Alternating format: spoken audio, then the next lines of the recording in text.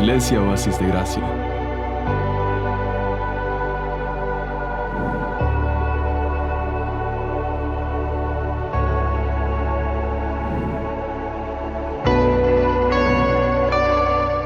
Mañana, hermanos, quiero invitarles a abrir sus Biblias en el libro de Génesis, como pueden ver en su boletín, ¿verdad? Ahí está el título, el tema de este mensaje. Quiero decirles que después de esta serie de mensajes que había estado compartiendo, la familia centrada, hablamos de la iglesia centrada, la sociedad centrada, el canto centrado y por último la vida centrada. Yo les dije y pensé realmente que ese iba a ser el último mensaje, pero ese día, dando ese mensaje, la vida centrada, mientras daba el mensaje, sentí, creo pues de parte del Señor, poder dar dos mensajes más de esta serie, dijéramos, de centrar todo en Dios, de centrar todo en el Evangelio. Por eso esta mañana quiero hablarles de este tema, las finanzas centradas, y el otro el próximo domingo con la ayuda del Señor. Ahora, cuando hablamos de centrar, ya entendemos, ¿verdad? Si ustedes se recuerdan un poco, comenzamos hablando de lo que implica estar centrado, de no estar deschavetado, decíamos, ¿se recuerdan? Centrar, estamos diciendo, hablando de centrar las cosas en Dios, en sus propósitos, centrar en Jesucristo y en su Evangelio, las cosas, todo lo relacionado con nuestras vidas, porque entendemos que todo proviene de Él, ¿verdad? Todo es por medio de Él y todo es para Él, para la gloria de Dios. Entonces, de lo que trata este mensaje es que todos nuestros bienes, dones, talentos, todas las riquezas materialmente hablamos que podamos poseer, las podamos enfocar en el propósito de Dios, en enfocarnos en la misión de Dios, en el Evangelio de nuestro Señor Jesucristo, en su gran comisión que Él nos dio, ¿verdad? De predicar el Evangelio y de hacer discípulos en todas las naciones. Ahora, al decir centrar todo, hablando financieramente, meditando en esto, pensé yo, bueno, esto suena un poco elevado, ¿verdad? Porque decir centrar toda mi finanza, uy, eso está difícil. Eso está complicado, eso se ve como muy lejano, como muy imposible. Entonces, meditando, realmente desde ese día he estado dándole vuelta a cómo presentar esto de la forma más sencilla, más simple que podíamos hacerlo. Entonces, por eso queremos ver aquí el capítulo 28 de Génesis. En este pasaje vamos a usar la vida de Jacob. Acuérdense, Jacob es uno de los patriarcas de Israel. Acuérdense que Abraham es el padre de la fe. Y Abraham, junto con su hijo Isaac y su nieto Jacob, de quien vamos a hablar esta mañana, son los patriarcas de Israel. Y por eso los evangelios hablan, la Biblia habla de que Dios, el Dios del cielo, es el Dios de ¿quién? De Abraham, de Isaac y de Jacob. Entonces Dios es el Dios de ellos, son los padres de la nación, ¿verdad? Así que Jacob, hermanos, es uno de los patriarcas, los padres de la fe, dijéramos. Abraham, Isaac y Jacob. Entonces, al ir aquí al libro de Génesis, al abrir nuestras Biblias en el libro de Génesis, estamos yendo, hermanos, a los orígenes. Eso quiere decir Génesis, los orígenes de la humanidad, los orígenes del plan de Dios, del plan de redención. Y estamos yendo a los orígenes, a los inicios también de la formación del pueblo de Dios.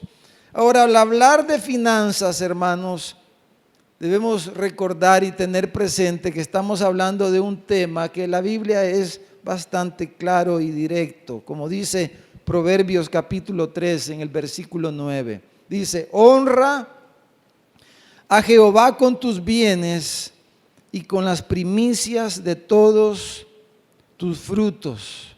honra al Señor con tus bienes y las primicias de todos tus frutos.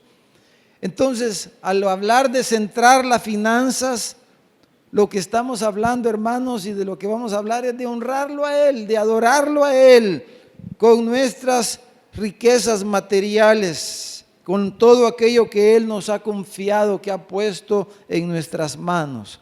Entonces veamos la historia aquí en el capítulo 28, desde el versículo 10 hasta el final del capítulo, versículo 22. Y vamos a dividir la historia en tres partes para que de una vez tengamos el panorama. El versículo 10 y 11 nos habla del contexto, dijéramos, lo que estaba pasando, por qué Jacob estaba allí. Luego, del versículo 12 al 15 se nos narra el sueño que Jacob tiene. Jacob tiene un sueño esa noche y esos 4 versículos nos narra el sueño de Jacob, y luego del versículo 16 al 22 entendemos, dijéramos, el efecto que ese sueño tuvo en la vida de Jacob, el efecto que el sueño tuvo en la vida de Jacob. Entonces, leamos la palabra de la historia, la palabra del Señor. Dice: salió pues Jacob de Beerseba y fue a Harán, y llegó a un cierto lugar y durmió allí, porque ya el sol se había puesto, y tomó de las piedras de aquel paraje y puso a su cabecera y se acostó en aquel lugar. Puso esas piedras de almohada y no sé cómo durmió, pero dice versículo 12, y soñó. No fue un sueño cualquiera. Quizás anoche mismo soñamos nosotros, ¿verdad? Bueno, yo me desperté con unos sueños locos, no creo que no era sueño de Dios eso, pero tuve algo como pesadillas, creo, anoche. Pero Jacob soñó un sueño de Dios, porque hay sueños de Dios y hay sueños que no son de Dios. Y aquí una escalera que estaba apoyada en tierra y su extremo tocaba en el cielo. Dice: y aquí ángeles de Dios que subían y descendían por ella. Y aquí Jehová estaba en lo alto de ella, el cual dijo: yo soy Jehová, el Dios de Abraham tu padre y el Dios de Isaac. La tierra en que estás acostado te la daré a ti y a tu descendencia.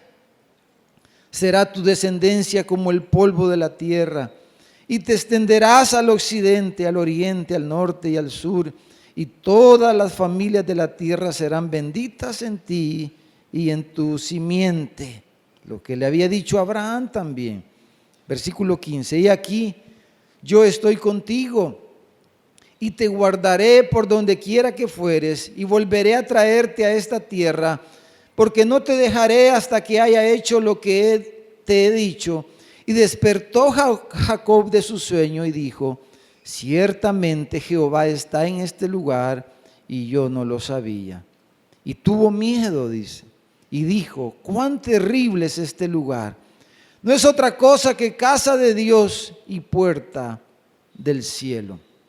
Y se levantó Jacob de mañana y tomó la piedra que había puesto de cabecera y la alzó por señal y derramó aceite encima de ella, y llamó el nombre de aquel lugar Betel, aunque Luz era el nombre de la ciudad primero.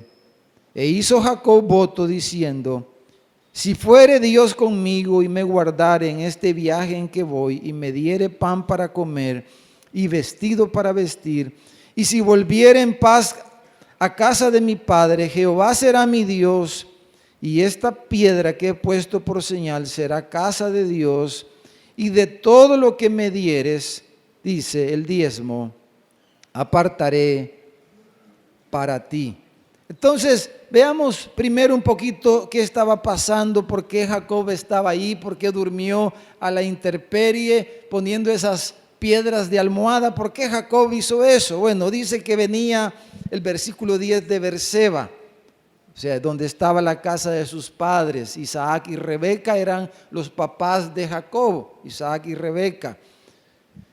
Y él en realidad venía huyendo de Esaú, su hermano gemelo, su hermano mayor, quien había jurado que lo iba a matar. No era poca cosa. Imagínense, su hermano mayor había dicho: cuando mi padre muera, yo voy a matar a Jacob. Eso puede verlo en el capítulo 27. Mire el versículo 41 por lo menos y el versículo 46. Dice, versículo 41, 27, 41. Aborreció Esaú a Jacob por la bendición con que su padre le había bendecido, y dijo en su corazón: llegarán los días de luto de mi padre y yo mataré a mi hermano Jacob. Esas palabras o esos pensamientos, porque hermano, los pensamientos, las paredes escuchan hasta los pensamientos, ¿verdad? Y dice que esos pensamientos llegaron a Rebeca, la mamá de ellos, y entonces Rebeca le fue a decir algo a su esposo, a Isaac, que ya estaba ciego. Y entonces en el versículo 46, al final del capítulo, dice que Rebeca le dijo a Isaac: fastidio tengo de mi vida a causa de las hijas de Ed. Y si Jacob toma mujer de las hijas de Ed como estas, de las hijas de esta tierra, ¿para qué quiero la vida? En realidad, bueno, y Esaú, hermanos, el hermano mayor, había tomado mujeres de entre las que vivían por ahí donde ellos vivían, en Beerseba. Y estas mujeres obviamente no eran parte del pueblo de Dios, eran mujeres extranjeras, dijéramos, para ellos. Y en realidad le habían hecho la vida un poco imposible a la suegra, ¿verdad? A Rebeca. Claro, Esaú había hecho todo esto sin tomar en cuenta a ellos, les había desobedecido al escoger a estas esposas, Esaú. Entonces, pero Rebeca ocupa esto de excusa, dijéramos, si usted lee bien la historia, ocupa eso de excusa para buscar una razón para que Jacob se fuera de allí a donde estaba la parentela de ella, en Harán, con la excusa de que él fuera a buscar esposa allá, entonces, y que él se fuera con la bendición de Isaac y de ella, y con provisiones para el viaje. Entonces, así es como Jacob se va de su casa. Él va realmente, dijéramos, huyendo de Esaú, pero va también con una misión, y es buscar una esposa para él. Bueno, aquí podemos dar algunos consejos a los jóvenes. Hay jóvenes aquí solteros, sí, ¿verdad? Yo veo varios aquí, jóvenes solteros. Una característica que tuvo Jacob, cuando ustedes leen la historia, es que Jacob fue bien obediente, especialmente con su mamá, ¿verdad? Y él le hizo caso a su mamá y a sus padres en muchas de las cosas, algo que Esaú no había hecho.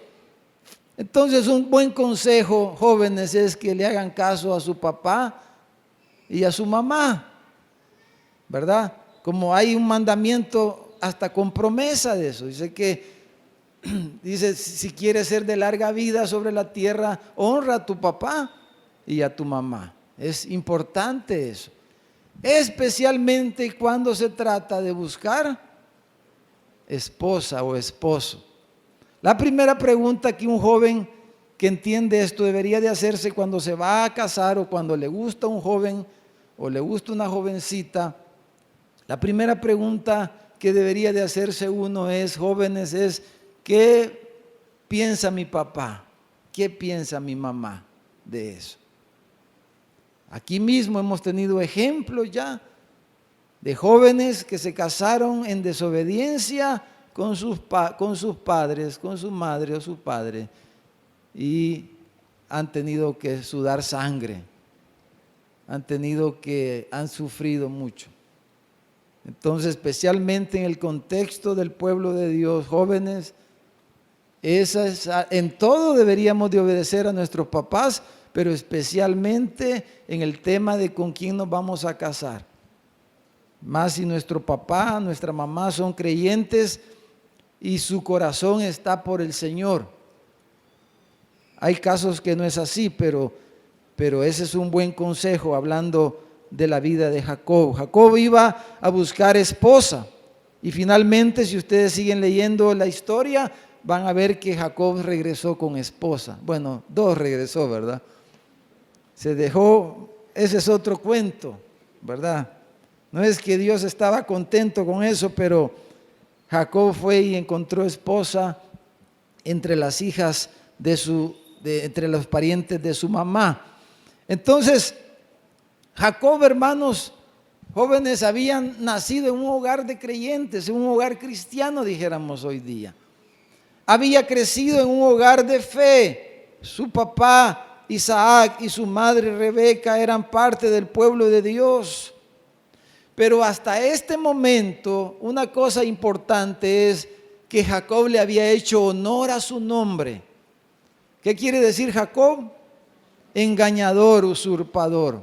Jacob, hoy nosotros sabemos eso, ¿verdad? Jacob era parte del pueblo escogido por Dios. Jacob iba a ser parte de dijéramos, de esos patriarcas de la nación de Israel. Pero él, como tal, había crecido en el hogar de Isaac y Rebeca.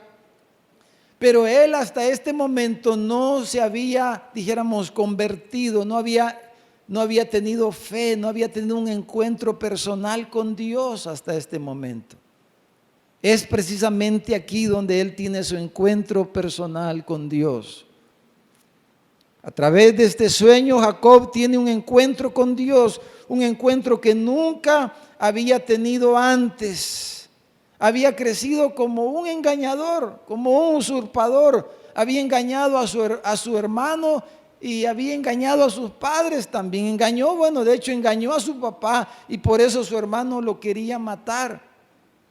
Jacob, aunque creció en un hogar cristiano, no había conocido a Dios. Ahora veamos, hermanos, el efecto del sueño que él tiene y dejemos por último el sueño en sí. Versículo 16 al 22. Comencemos ahí por el final. Porque aquí cuando Jacob al final en el versículo 22, Jacob hace este voto financiero, dijéramos. Por eso vamos a irnos ahí directamente, porque ese es nuestro tema.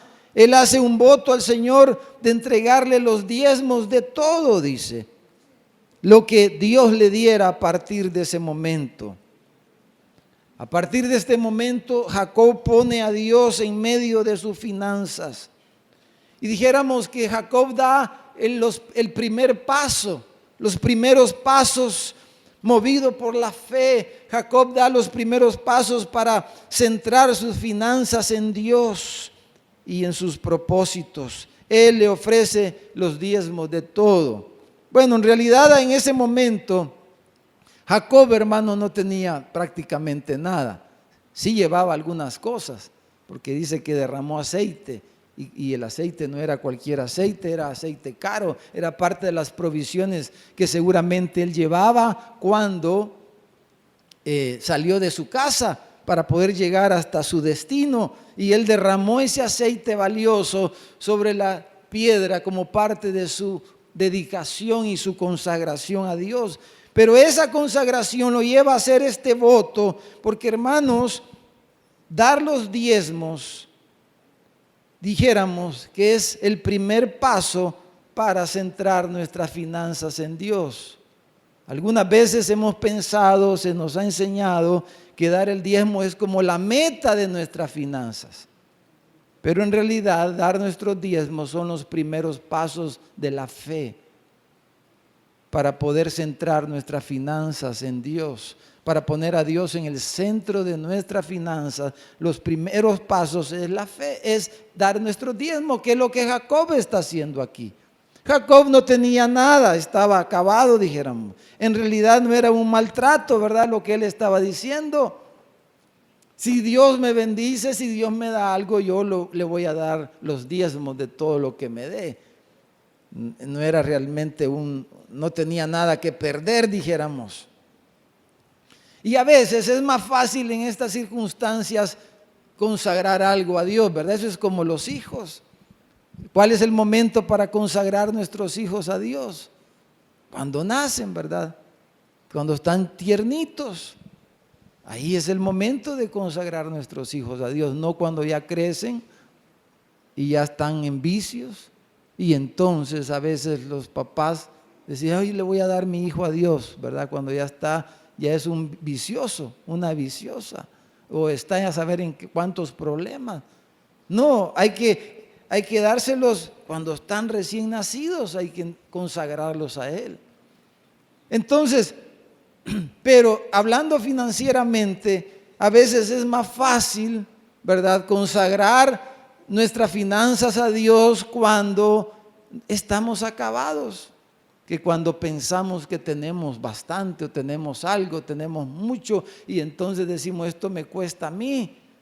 Esto ha sido fruto de mi trabajo, de mi esfuerzo. Entonces, qué difícil es poder desprendernos, aunque sea un poquito, de lo que Dios mismo nos ha dado, pero nosotros sentimos que nos cuesta a nosotros. Bueno, Jacob, en realidad, hermanos, tiene este encuentro con Dios y su respuesta a Dios es adoración. Porque esa es la respuesta de toda persona cuando tiene un encuentro con Dios. La respuesta de nuestro corazón a eso es adoración. Y Jacob adora a Dios.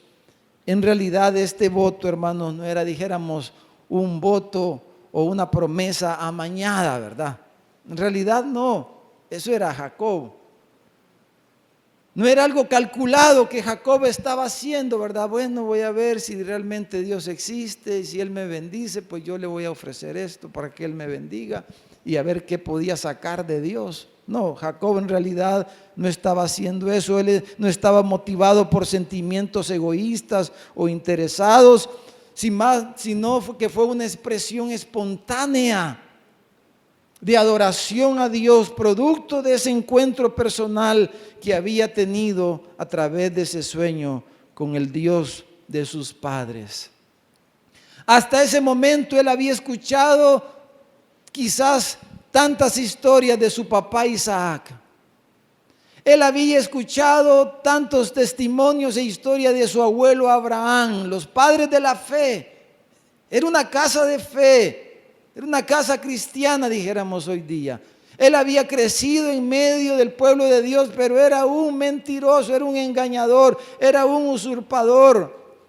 Pero él había crecido oyendo historias de Abraham, de las historias de Isaac, de las historias de lo que Dios había hecho con ellos, de cómo se le había parecido a Abraham, de cómo habían salido de Ur de los caldeos, de cuál había sido el origen de su familia, etcétera, etcétera. Jacob había crecido con todas esas historias. Por decirlo así, había ido a la escuela dominical, ¿verdad?, de los niños, desde chiquito. Había escuchado toda esa historia, pero Jacob seguía siendo Jacob. Jacob seguía siendo quien él era en realidad, cuál era su naturaleza. ¿Cómo pasó con muchos de nosotros o puede pasar con nuestros hijos también? Ellos pueden haber crecido en la iglesia, ir a una escuela cristiana. Por cierto, los invitamos el otro domingo, ¿verdad? Especialmente los que tienen niños pequeños, para que conozcan más. Les queremos tener esa reunión especial para los que tienen niños o hijos en edad escolar, para hablar de educación cristiana. Pueden tener educación cristiana, haber asistido, tener a la escuela dominical, haber tenido los mejores maestros, pero eso no significa que ellos sean en verdad cristianos y conozcan a Dios. Jacob no conocía a Dios hasta este punto, pero aquí tiene un encuentro personal con Él, un encuentro que nunca antes él había tenido. Después de aquí, él va a comenzar a tener muchos encuentros con Dios. Y ustedes siguen leyendo la historia y van a ver que Dios le comienza a hablar a Jacob y comienza a tener otros sueños y otros encuentros y otras experiencias, y él comienza a partir de aquí a caminar con Dios, comienza aquí a tener una vida espiritual, dijéramos, porque aquí es donde Jacob nace de nuevo, viene la fe a su corazón. Y comienza su vida espiritual y su caminata con Dios. Y Jacob a partir de aquí se va a convertir, como su abuelo Abraham, en un amigo de Dios. Qué lindo, ¿verdad? A partir de aquí él se va a convertir en un amigo de Dios. Dios va a ser no solo el Dios de Abraham y de Isaac, sino que a partir de este momento Dios va a ser el Dios de Abraham, el Dios de Isaac y el Dios de Jacob, el Dios de los padres de la nación, de quien vendría a ser la nación de Israel. Entonces, la evidencia visible de su fe es que él hace esto que estamos leyendo aquí. Él hace este voto, pero lo primero que vemos como efecto de su sueño, de su encuentro con Dios, es que dice que tuvo miedo, tuvo temor, pero este es un temor reverente, así como cuando Pedro, ¿verdad?, allá no agarraba nada aquella noche, andaba pescando, era un experto pescador, no agarró nada y Jesús le dice: ve otra vez al mar y tira las redes y tírala en mi nombre. Y Pedro no quería porque dijo: hoy no es día de agarrar nada. Pero bueno, le dijo a Jesús: voy a hacerlo en tu nombre. Y fue y tiró las redes. Y ustedes saben la pesca milagrosa que se le llama. Las redes se le rompían, las barcas ya casi se hundían. Y cuando Pedro llega a la orilla y ve a Jesús, Pedro tiene una reacción igual que la de Jacob aquí. Dice que Pedro sintió temor y se arrodilló y dijo: no soy digno de estar frente a ti. Porque, hermanos, lo primero, cuando la fe genuina viene al corazón de una persona, lo primero que esa persona experimenta es temor de Dios, porque el temor a Dios es el principio de la sabiduría. El temor a Dios es lo primero que experimenta una persona cuando se encuentra con Dios. Ese temor reverente, ese saber que Dios no es solo un concepto, es una realidad. Nuestro Dios, el Dios de las Escrituras, el Dios de la Biblia. Y Jacob lo primero es que dice que tuvo miedo y se dio cuenta de que Dios estaba en aquel lugar, como lo está aquí, como lo está allá afuera, como lo está.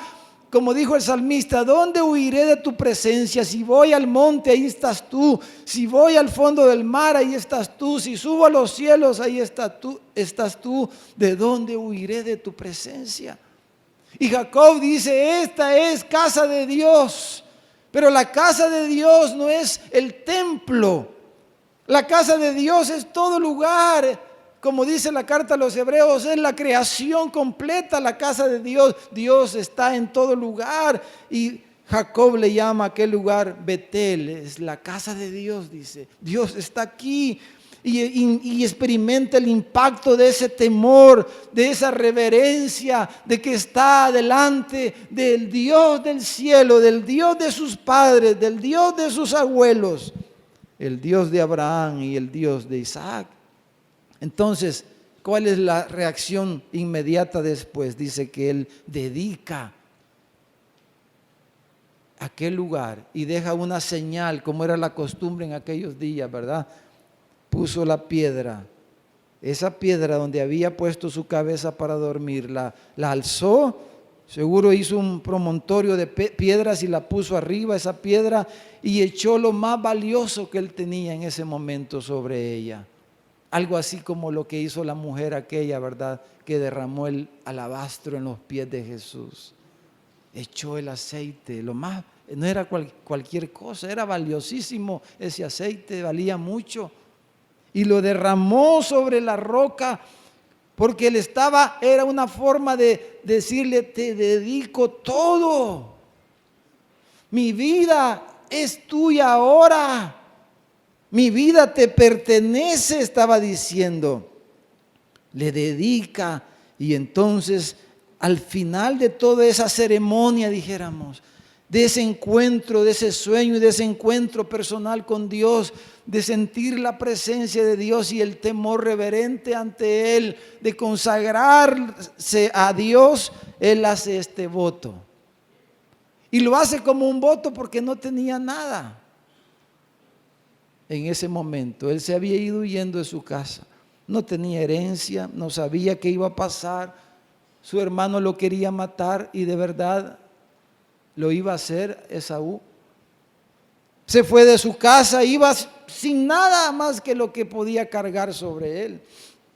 Entonces lo hace como un voto porque es producto de la fe que ha nacido en su corazón y de su nueva vida, de su nueva experiencia. Y entonces él mira hacia el futuro y ve sus finanzas, ve sus provisiones, ve sus ingresos y todo lo que él puede tener y dice: Señor, te lo voy a dedicar a ti, el diezmo de todo lo que tú me des, te lo voy a dar a ti. Eso es lo que él ve hacia el futuro. Dijéramos que la dedicación instantánea es la ceremonia del aceite sobre la piedra y viendo hacia adelante su voto del diezmo. Y él a través de esto da, dijéramos, los primeros pasos para centrar sus finanzas en Dios. Estos son los primeros pasos de la fe para centrar las finanzas en Dios. Amén, hermanos. Entonces, ¿por qué Jacob hace esto? ¿Por qué? Bueno, lo del aceite era la costumbre, como ya dije. Pero ¿por qué el diezmo? ¿De dónde saca Jacob eso del diezmo? Porque Moisés ni había nacido. Moisés ni había dado la ley, ¿verdad? Donde se reguló lo de los diezmos. Entonces, aquellos que dicen, amados hermanos, que tenemos que ver la palabra de Dios tal como es, ¿verdad? Y nuestra responsabilidad pastoral es, como dijo Pablo, darles todo el consejo de Dios, lo mejor que lo podemos entender. Y es su responsabilidad delante de Dios y su relación con Dios, cómo cada uno nos relacionamos con Dios en cada área de nuestra vida. Hoy estamos hablando de las finanzas. Entonces, pero Jacob, ¿por qué? ¿De dónde saca la idea del diezmo? Bueno, esta es la segunda vez en la Biblia que aparece el concepto del diezmo. Es la segunda vez que aparece en la Biblia. Yo quiero invitarlos que vayamos ahí mismo en Génesis, en el capítulo 14, donde aparece por primera vez el concepto del diezmo. Entonces, aquellos que dicen que el diezmo ya no es para este tiempo porque ya no estamos bajo la ley, pues se equivocan. Se equivocan grasamente. ¿Por qué? Porque el diezmo fue antes de la ley. El diezmo no tiene que ver necesariamente con la ley de Moisés. El diezmo fue antes. El diezmo comienza con los padres de la fe. El diezmo es una cuestión de fe. El diezmo es una cuestión de mi vida espiritual, de mi relación con Dios, de mi encuentro con Dios, de mi caminar con Dios. El diezmo es una cuestión de fe. Amén, hermanos. Aquí lo estamos viendo claramente. Estamos en el libro de Génesis. El diezmo es una cuestión de fe. Entonces, Génesis capítulo 14, versículo 17. Con quien comienza esto del diezmo es con Abraham, el padre de la fe. Versículo, vamos a leer solo unos versículos, 17 al 20. Dice: cuando volvía de la derrota de Kedorlaomer y de los reyes que con él estaban, dice, salió el rey de Sodoma a recibirlo al valle de Sabe, que es el valle del rey. Entonces dice, está hablando de Abraham, ¿verdad? Entonces dice, Melquisedec, rey de Salem y sacerdote del Dios Altísimo, sacó pan y vino. ¿De qué nos habla el pan y el vino, hermano? Del evangelio, del nuevo pacto. El nuevo pacto, el pacto de fe, el pacto de Dios con su pueblo, el pacto incondicional. Y usted puede leer en la carta a los hebreos quién era Melquisedec y lo que dice el escritor de Hebreos de él, pero era una aparición de Dios ahí, a través de este Melquisedec, rey de Salem, rey de paz quiere decir, sacerdote del Dios Altísimo. Es una cristofanía, le llaman algunos. Sacó pan y vino y dice, y le bendijo diciendo, bendito sea Abraham del Dios Altísimo, creador de los cielos y de la tierra, y bendito sea el Dios Altísimo que entregó tus enemigos en tu mano. Y le dio a Abraham los diezmos de todo. ¿Por qué a Abraham le dio los diezmos de todo, ya no le puedo responder, porque es una cuestión de fe. ¿Cómo Abraham tuvo eso? No sé. Pero es su respuesta a Abraham, el padre de la fe, le da los diezmos porque él lo adora, porque a través de eso él reconoce que Dios era el que le había dado la victoria, que todo ese montón de provisiones que traía, Dios se las había dado.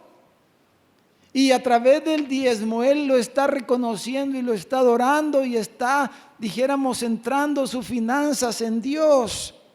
Entonces Jacob, hermanos, seguramente él había escuchado la historia de Abraham, ese primer encuentro de Abraham con su Dios. Quizás Jacob de niño, o a saber ya grandecito, decía, es que este es mi abuelo Abraham. A ver, ¿por qué hizo eso, verdad? Tan dundo Abraham. Se hubiera quedado con todo mejor. Entonces, pero él había oído de la historia de su abuelo Abraham, cuando derrotaron a esos reyes y cuando todo lo que Dios le dio y cómo él se le apareció el rey de Salem, y había visto a su papá Isaac. Seguramente lo había visto, no solamente lo había escuchado, pero lo había visto dar los diezmos. No sabemos exactamente cómo es que lo hacían hablando en forma práctica. Pero Jacob, hermanos, sabía eso desde la casa de sus padres. Y él entiende ahora que tiene fe, que tiene su encuentro con Dios y que comienza esta relación con Dios. Es la forma que él encuentra de reconocer a Dios en sus finanzas, ofreciéndole, haciendo voto de los diezmos. Yo recuerdo, hermanos, cuando me convertí a Cristo, 21 años tenía, estaba en tercer año de la universidad, no tenía ingresos en ese momento. Los que tenemos años de estar en la iglesia saben que en nuestra iglesia al principio no había ni alfolí, ni se oraba por ofrendas, ni pedíamos, ni se oraba, ni nada de eso. Cada quien lo hacía como Dios le iba poniendo, ¿verdad? Entonces a mí no me enseñaron eso cuando me convertí a Cristo. Nadie me discipuló para decirme que tenía que diezmar. Ese es mi testimonio, le puedo dar. Cuando me convertí a los 21 años no tenía salario, no tenía ingreso, no tenía nada. Tardó más o menos 2 años y medio cuando ya egresé de la universidad y comencé a tener un salario, un ingreso. Nadie me dijo a mí que diera diezmo, nadie me enseñó de eso. Pero yo lo hice desde entonces, estoy hablando desde 1990. Y desde entonces, de cada salario que he recibido, por la gracia de Dios he dado mis diezmos. No porque alguien me lo impusiera, porque alguien me enseñara, porque alguien me dijera que así tenía que ser o que me metiera. No, porque estos son los primeros pasos de la fe. Son los primeros pasos de la fe, por donde lo veamos. Esto que le estoy diciendo es lo principal quizás de esto. Si vamos a hablar de centrar nuestras finanzas, nuestros bienes en Dios, lo primero que tenemos que hacer, los primeros pasos es, porque no les puedo hablar de Henry Ford, que lo dio todo, el dueño de la fábrica Ford, que él daba todos los ingresos de su empresa para la obra de Dios. Y le puedo poner un montón de ejemplos en la historia de la iglesia, que lo daba todo Henry Ford. Estamos hablando de cantidades. Claro, él tenía un sueldo, la empresa le pagaba un sueldo a él que ni se lo alcanzaba a gastar. No necesitaba todo lo demás. Entonces, pero los primeros pasos de la fe para centrar las finanzas en Dios es el diezmo. Eso es el ABC, pues. Es educación inicial. Esa es la realidad, hermanos amados. Entonces debemos de vernos en el espejo de la palabra de Dios. Entonces, terminemos hablando del sueño. Mire, yo no he sentido el tiempo. Versículo 12 al 15. Hay tres cosas, pero usted conoce el Evangelio, conoce la palabra, y le voy a mencionar rápidamente tres cosas en el sueño. Un sueño, dijéramos, hermoso que tiene Jacob. Número uno, el sueño, hermanos, es una confirmación del pacto de Dios con Abraham, su abuelo, y con Isaac, su padre. Es lo primero. A través de ese sueño, Dios le está confirmando a Jacob que Jacob era su elegido, que era parte del pueblo elegido por gracia, que era parte del pueblo de Dios en la tierra. Jacob iba a ser el siguiente patriarca en la línea de sucesión. Jacob, el hijo de Isaac, no iba a ser Esaú el mayor, a quien le correspondía por antigüedad de edad o por nacimiento, pero fue Jacob el que Dios escogió. Y bueno, en Malaquías hablamos un poco de eso. Los miércoles que hemos estado hablando de los profetas menores, hemos hablado de lo que significa que Jacob fue el elegido. Por ejemplo, Pablo dice en Romanos 9, versículo 10, les voy a leer aquí rápido. Dice: cuando Rebeca concibió de uno de Isaac, nuestro padre, pues dice, aún no habían nacido, ni habían hecho aún ni bien ni mal, para que el propósito de Dios conforme a la elección permaneciese, no por las obras, sino por el que él llama. Se le dijo: el mayor servirá al menor, como está escrito, a Jacob amé, mas a Esaú aborrecí. ¿Por qué Jacob tiene este encuentro con Dios y por qué Jacob comienza estos pasos de fe? Porque Dios estaba confirmando su pacto con Abraham y con Isaac, con Jacob. El pacto de gracia, el pacto de fe, el nuevo pacto estaba siendo confirmado en Jacob, porque Jacob había sido obediente con su mamá. No, si era un gran tramposo. No, porque Jacob había sido un gran muchacho. No, si ese era peor quizás que Esaú. No, porque Dios escogió a Jacob. No habían hecho ni bien ni mal. Porque esto no se trata de nuestros méritos, de nuestras obras, ¿verdad, hermanos? Sino se trata de la gracia de Dios. No es del que quiere ni del que corre, sino de quien Dios tiene misericordia. Démosle un aplauso a Dios. No estamos hablando, hermanos, de religión. No estamos hablando de religión, de que hay que cumplir las normas de la iglesia y los pastores. No, los pastores solo somos servidores de Dios. Es más, se me olvidó decir, y ahorita el Señor me acordó, hablando de cuando se van a casar, muchachos, el pastor no tiene por qué darle permiso con quién se va a casar. ¿Quiénes somos los pastores para eso? Lo que la Biblia dice, que ¿quién le tiene que dar permiso con quién se va a casar? Su papá. Él, el responsable, no el pastor, no. Yo me lavo las manos. Aquí no lavamos las manos. Es su papá y su mamá. Ellos van a dar cuenta. A ellos nosotros vamos a aconsejarles, a enseñarles la palabra, etcétera, a darles un ejemplo por la gracia de Dios en lo que podamos, ¿verdad? De hecho, estamos trabajando con mi esposa en un proceso de discipulado para los que se van a casar, algo más formal, algo mejor elaborado. Y el que no pase por ese proceso, nosotros no los vamos, por lo menos yo no los voy a casar, porque es mucha responsabilidad, ¿verdad?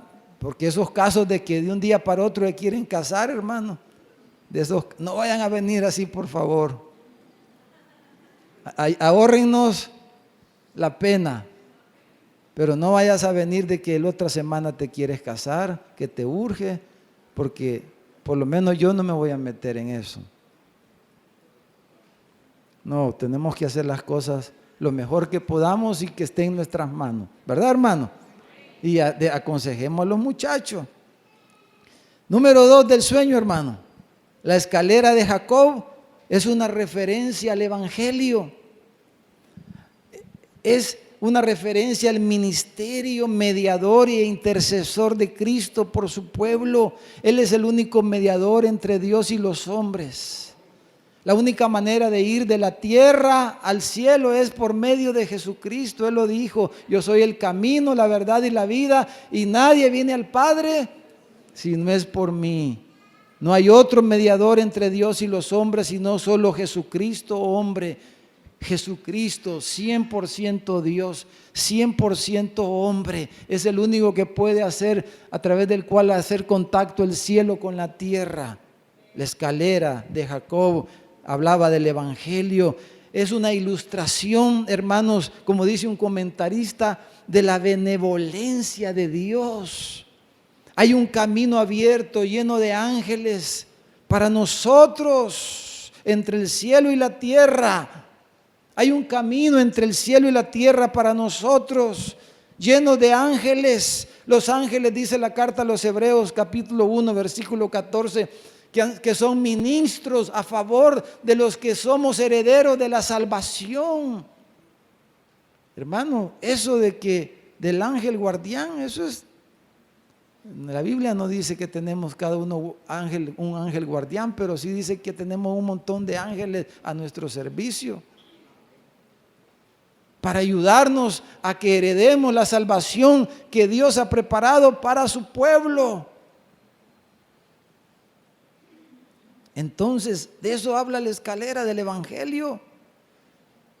De que, hermanos, por eso debemos de venir a Cristo y aferrarnos a Él, permanecer en Él, aferrados a Él, como ese niño que se aferra a los vestidos de su mamá, ¿verdad? Que está ahí, así debemos permanecer aferrados a Cristo. Y lo último, lo tercero de ese sueño, hermano, es que es una declaración anticipada de la gran comisión. Léalo, es interesante. El Señor le dice a Jacob, como le dijo a Abraham y como lo dijo Jesús a sus discípulos. El Señor le dice, Jacob, en ti serán benditas todas las familias de la tierra, todas las naciones de la tierra van a ser benditas en ti y en tu simiente, que ya sabemos nosotros que esa simiente se refería a Cristo. La gran comisión. Jacob hace suyo el pacto y dice, Jehová será mi Dios. Jacob entiende aquí que no hay nada mejor que estar bajo Dios, gozar de su presencia, de su protección y trabajar en pro de sus planes y sus propósitos. Jacob, su corazón es renovado y entonces él se compromete con la misión de Dios. Y miren, cuando usted lee lo que él dice, él no está pidiendo lujos, no está pidiendo vestidos ni grandes banquetes. Él pide lo necesario para la subsistencia diaria. Cuando ustedes leen esos versículos, eso es suficiente, dice Jacob. Ahora nosotros sabemos que Dios le dio mucho más a Jacob. En Génesis, en el capítulo 31, ahí en el versículo 13, cuando él regresa de Harán, de la casa de su suegro Labán, Dios le habla y le dice, yo soy el Dios de Betel a Jacob. 31:13, porque ese es el punto de referencia. Cuando nos convertimos a Cristo, cuando lo conocemos a Él, cuando nacemos de nuevo, cuando tenemos nuestro encuentro personal con Cristo, esa es la referencia de nuestra vida espiritual. Por eso Dios le dice a Jacob, yo soy el Dios de Betel, o sea, yo soy el que se te apareció allá en aquel sueño. Jacob, acuérdate, donde tú ungiste la piedra y donde me hiciste un voto. No se me ha olvidado ni se me va a olvidar. Levántate ahora y sal de esta tierra y vuelve a la tierra de tu nacimiento. Y usted lee la historia y dice que Jacob iba, pero hermano, eran caravanas de animales, de posesiones con las que él regresó. Terminando, hermanos, algunas aplicaciones, algunas preguntas con las que quiero terminar para nosotros, para usted. ¿Ha dado usted el primer paso para centrar sus finanzas en Dios? ¿Ha dado, hermano, su primer paso? ¿Ha consagrado a Dios todo lo que tiene, su vida, empezando por su vida? Y ha hecho este voto de entregar sus diezmos a Dios. ¿Ha hecho usted eso? ¿Ha hecho eso ya? Esa es la pregunta aquí. ¿Ha dado los primeros pasos para centrar sus finanzas en Dios? Ahora, si su respuesta es sí, siga avanzando en eso. Sigamos creciendo, ese es otro tema. Ahora, si su respuesta es no, la pregunta sería, ¿por qué no? ¿Por qué no? Si usted dice que es un hijo de Dios, un creyente, ¿cómo es que no ha hecho eso? Es algo extraño eso, al ver la Biblia. Ahora, esta no es la pregunta que yo debo de hacerle a usted. Es la pregunta que usted debe de hacerse a sí misma, a sí mismo delante de Dios. ¿Por qué no, Señor? Bueno, y yo en realidad, ¿por qué no lo he hecho? ¿Por qué no vivo de esta manera? ¿Por qué ni siquiera he dado los primeros pasos para centrar mis finanzas en Dios? Entonces, podríamos hacernos algunas preguntas derivadas de la experiencia de Jacob, un patriarca de la fe, y de quien tenemos un claro testimonio en la Biblia de que fue parte del pueblo elegido de Dios. Entonces, diríamos, número uno, ¿ha tenido verdaderamente un encuentro personal con Dios usted? Eso es lo que deberíamos de preguntarnos, escudriñarnos. ¿Ha tenido usted un encuentro personal con Dios? ¿Soy en verdad parte del pueblo de Dios en la tierra, escogido solo por gracia? ¿Soy parte de ese pueblo que Dios escoge por gracia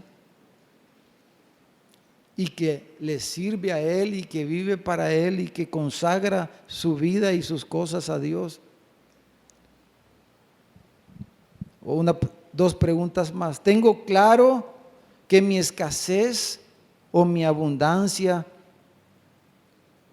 depende de Dios y del Padre del Señor Jesucristo? ¿Tenemos claro, amados hermanos, que nuestra abundancia o nuestra escasez depende de nuestro Dios, hermano? ¿Tiene claro usted eso? Que si tiene sola la refrigeradora, eso depende de Dios, y si la tiene llena también depende de Dios. ¿Tiene usted clarito eso?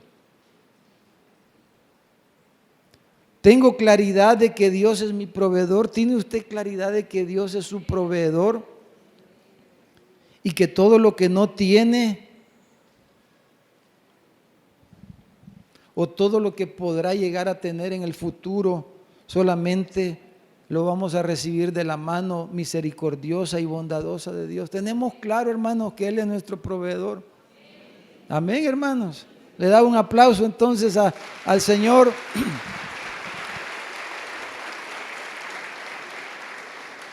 Vamos a orar esta mañana.